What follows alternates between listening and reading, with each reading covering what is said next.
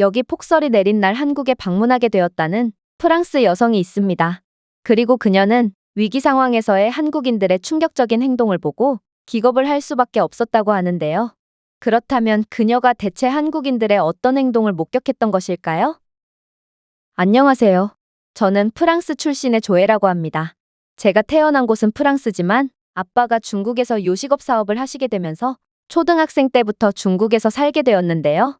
그러다 보니 저는 자연스레 프랑스보다 중국에서 더 오랜 세월을 보내게 되었습니다. 프랑스와 중국의 큰 차이점이라면 프랑스인들은 자신의 나라를 욕하고 비판하는 것을 좋아하지만 중국인들은 그저 논리 없이 무조건적으로 자국을 칭찬하는 것만을 좋아했다는 건데요. 문제는 중국인들은 다양성을 존중하지 않고 중국의 어두운 면을 보여주려 하면 탄압하고 배척하기 바빴다는 것입니다. 또한 이들은 저 같은 외국인을 세뇌하려고 하기까지 했는데요. 중국인들의 레퍼토리는 늘 한국을 걸고 넘어지며 자신들이 한국보다 훨씬 잘 사는 나라고 중국에서의 한 달 생활비로 서울에서 6달은 거뜬히 생활할 수 있다는 등의 허무맹랑한 소리를 하는 것이었죠.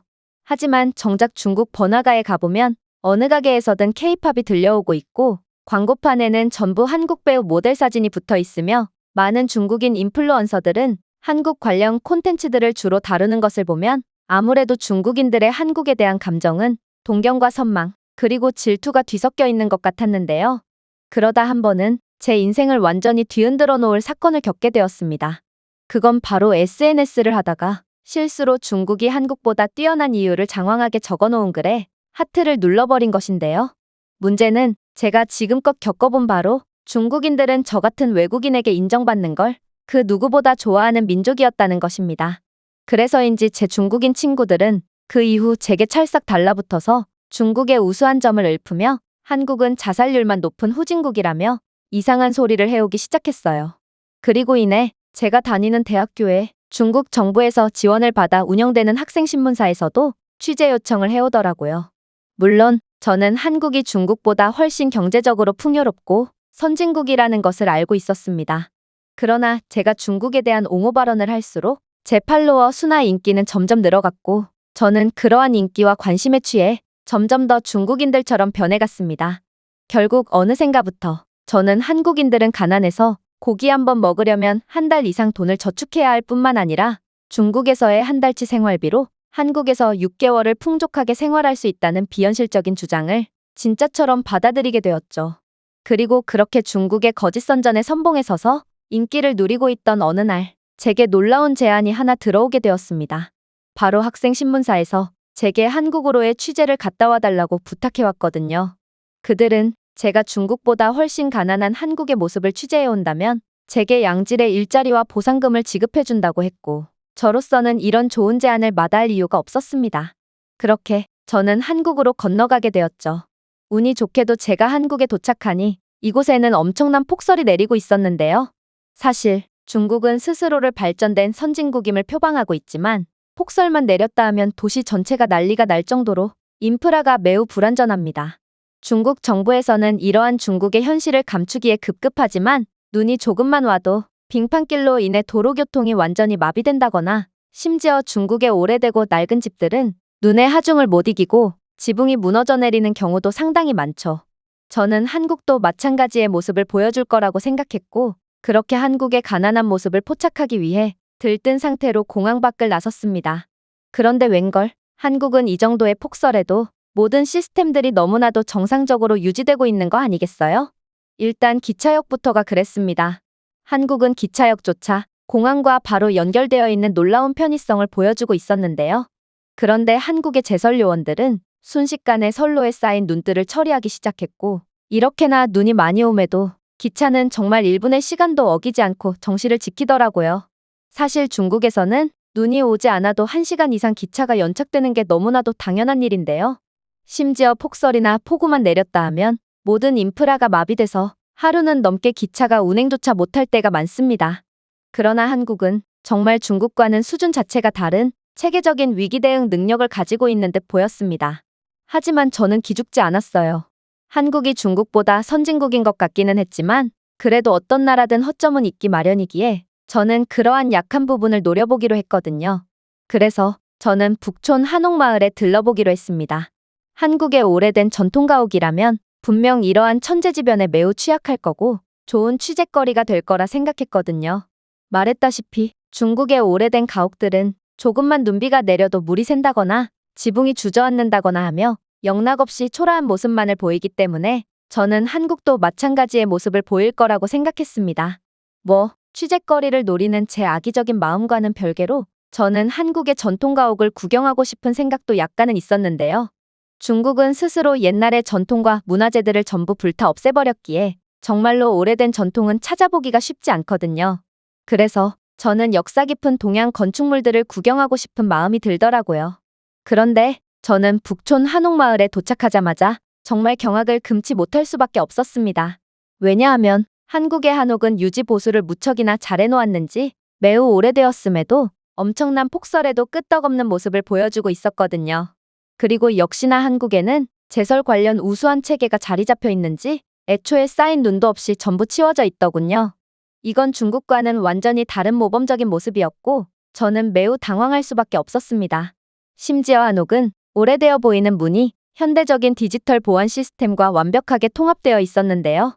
이러한 디지털 도어락은 지문이 남지 않는 특수 소재로 만들어져 있어서 보안을 더욱 높여주었고 혹시 모를 거동 수상자까지 포착해주는지 렌즈까지 달려 있었죠. 이렇듯 한국은 미래를 수용하면서 과거를 보존하는 아름다운 조화를 보여준다는 점에 저는 감탄을 할 수밖에 없었습니다. 중국은 애초에 자신들 스스로가 과거의 전통들을 불태워버렸고 이러한 홈 CCTV는커녕 정부에서 직접 설치한 CCTV마저도 전부 가짜나 고장난 것들 투성이라 자신들이 주장하는 기술 강국의 모습은 실생활에서 전혀 찾아볼 수 없거든요. 그렇게 저는 오점을 찾으러 온 북촌 한옥마을에서 아름다운 한옥만 실컷 구경했고 배가 고파져서 근처 식당에 들어가게 되었습니다. 그리고 그 즈음 중국 신문사 측에서 라이브 방송을 켜달라고 요청한 까닭에 저는 한국의 현실을 보여주겠다며 라이브 방송을 개설했죠. 역시나 수많은 중국인들이 제 방송에 들어왔고 시끌벅적하게 채팅을 하며 한국을 비하했는데요. 그러나 제가 한국의 삼겹살집에 들어가서 메뉴판을 확인함과 동시에 모든 채팅은 일순간에 얼어붙었습니다. 왜냐하면 중국의 한 달치 생활비로 한국에서 6개월은 풍족하게 살 수 있다더니 한국 식당의 물가는 어림잡아봐도 중국의 3, 4배는 되어 보였거든요. 하지만 한국인들은 무척이나 부유한 사람들인지 이러한 비싼 삼겹살집에는 어린 학생들끼리도 오고 있었고 심지어 고기를 거의 1인분은 남기고 가는 한국인 단체 손님들도 있더라고요. 한국인들은 너무 가난해서 고기를 먹으려면 몇 달은 손가락만 빨아야 한다더니 이건 중국인들의 주장과는 완전히 반대되는 현실이었던 것입니다.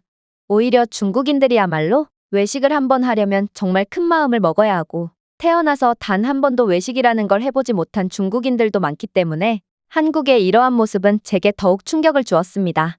저는 매우 당황한 나머지 떨리는 목소리를 주체할 수가 없었는데요.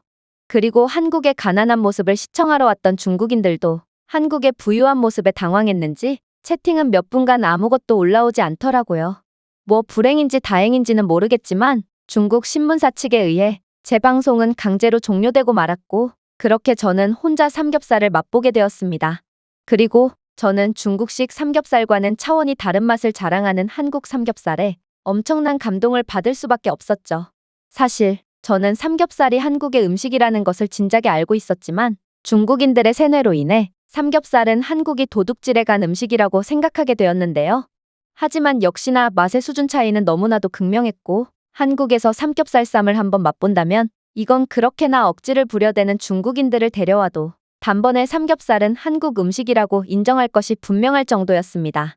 그렇게 저는 만족스러운 식사를 마쳤고 생각보다 훨씬 많은 예산을 지출하게 되어 떨리는 손으로 돈을 건넸습니다.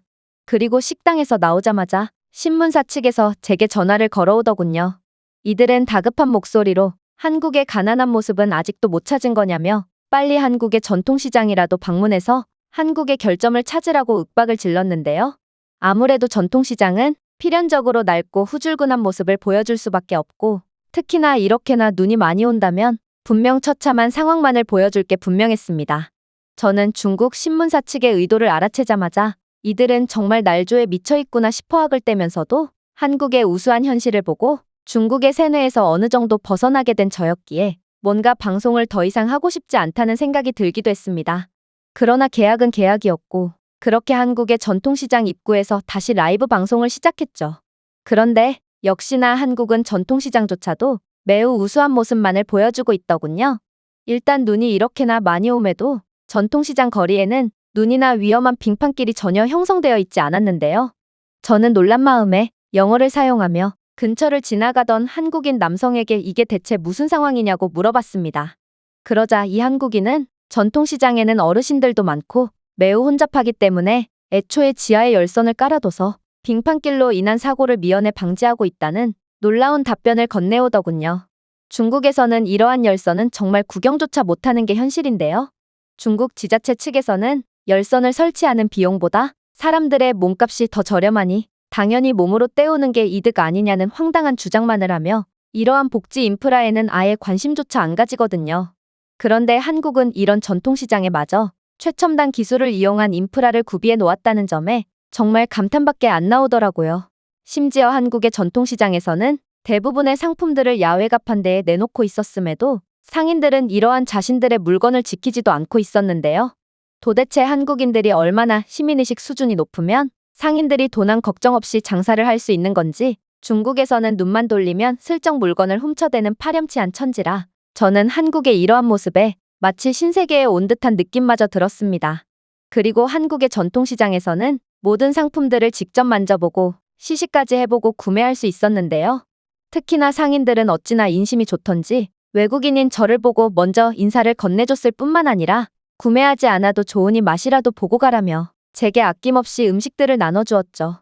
이건 중국에서는 절대로 볼 수 없는 모습이기에 라이브 방송의 채팅창은 또다시 쥐죽은 듯 조용해질 뿐이었습니다. 사실 중국의 시장에서는 상품을 만져보지도 못하게 하거든요. 언제 한 번은 아빠가 요리를 해준다고 해서 집 근처의 시장에서 배추를 보러 간 적이 있는데 아빠가 배추의 상태를 살펴보자 중국인 가게 주인이 화를 내며 배추를 낚아채버리는 거 아니겠어요? 그리고 그녀는 네가 이 배추를 구매한 것도 아니고 지금은 내 배추인데 왜 남의 배추를 허락도 없이 만지는 거야? 당신 이 배추를 훔쳐갈 생각이었지? 라는 황당한 주장을 하며 누나를 불아리더군요. 아니, 도대체 썩었는지 상했는지 확인도 제대로 못 해보고 물건을 구매하라니 이게 말이나 되는 소리란 말인가요? 하지만 다른 중국인 가게 주인들도 하나같이 물건을 살펴볼 거면 일단 돈부터 달라는 어처구니 없는 주장을 했고 결국 아빠는 식재료를 제대로 확인도 못 해본 채 상인들이 임의로 넣어주는 재료만을 구매해야 했습니다. 그리고 집에 와서 확인해보니 중국인 상인들은 전부 썩거나 상해버린 식재료들만 골라서 넣어줬고 결국 그날 제대로 된 요리를 먹지 못하게 되어버렸죠.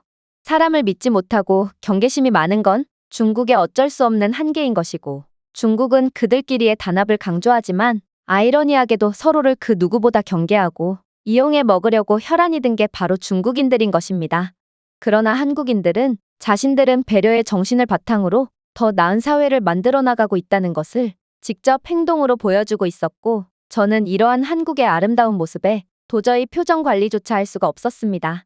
그러자 신문사 측에서는 이러면 방송을 진행할 수가 없다며 빨리 근처 마트 아무데나 들어가서 물가나 확인해보라며 제게 또다시 윽박을 질렀는데요. 그리고 제가 한국 마트에 들어가서 물가를 확인함과 동시에 방송은 또다시 강제로 종료되어 버렸죠. 왜냐하면 한국 물가는 중국보다 압도적으로 비쌌고 중국인들은 정말 감당조차 할 수 없는 그러한 높은 물가를 한국인들은 아무렇지도 않게 감당하고 있었거든요. 한국인들의 경제 수준은 중국의 웬만한 상류층들조차 못 따라갈 정도로 한국은 엄청나게 부유한 나라였던 것입니다. 일단 음료수부터가 그랬어요. 음료수는 대체적으로 중국보다 4~5배는 비쌌고 생수도 마찬가지였죠. 생필품도 최소 한국이 2배는 더 비쌌지만 그래도 중국인들이 그렇게나 좋아하는 메이드 인 코리아 제품이다 보니 몹시 신뢰는 가더라고요.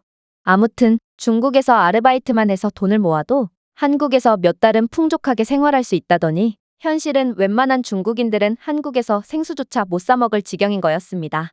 또한 한국 마트에 진열된 상품도 그랬습니다.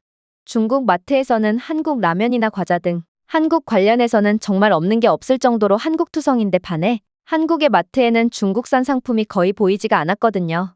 중국인들은 자국의 문화가 최고고 자신들이 한국 문화에 열광하는 만큼 한국인들 또한 자신들의 문화에 열광할 거라고 생각하기에 이건 그들에게 있어 정말 엄청난 충격이 아닐 수가 없었죠. 그렇게 저는 한국의 우수한 모습에 세뇌에서 완전히 벗어나게 되었고, 이젠 취재는커녕 한국의 훌륭한 인프라를 한껏 즐기며 한국에서의 시간을 마무리했죠. 그런데 역시나 중국은 끝까지 형편없는 모습만을 보여주더군요. 중국 신문사 측은 비행기표와 식비를 전부 지원해준다더니 자신들이 원하는 그림이 나오지 않자 어떠한 보상도 없이 그야말로 꼬리 자르기를 해버렸거든요. 결국 저는 배신자 취급을 받고 팔로워 수의 대부분을 잃어버렸지만 이제는 그러한 것들이 의미가 없다는 사실을 확실히 깨달을 수 있었습니다. 그래서 다시는 과거의 한심한 삶으로 돌아가지 않기로 다짐했죠. 보여주기와 과장에 미쳐있는 중국에는 미래가 없고 저는 엄청난 기술 강국이자 따뜻한 사람들이 있는 한국에서 공부해보고 싶다는 생각이 들었거든요. 아빠도 요식업을 하시면서 중국인 납품사들의 뒤통수와 배신, 그리고 수준 낮은 시민의식을 가진 중국인들의 진상 때문에 스트레스가 이만저만이 아니셨던 터라 저희 가족은 한국에서 새 출발을 할 것을 진지하게 고려 중인데요. 한국은 그야말로 지상낙원이자 신세계였거든요. 제가 준비해온 내용은 여기까지입니다. 끝까지 시청해주셔서 진심으로 감사드리며 여러분들의 구독과 좋아요, 알림 설정은 영상 제작에 큰 힘이 됩니다. 이상 세모튜브였습니다.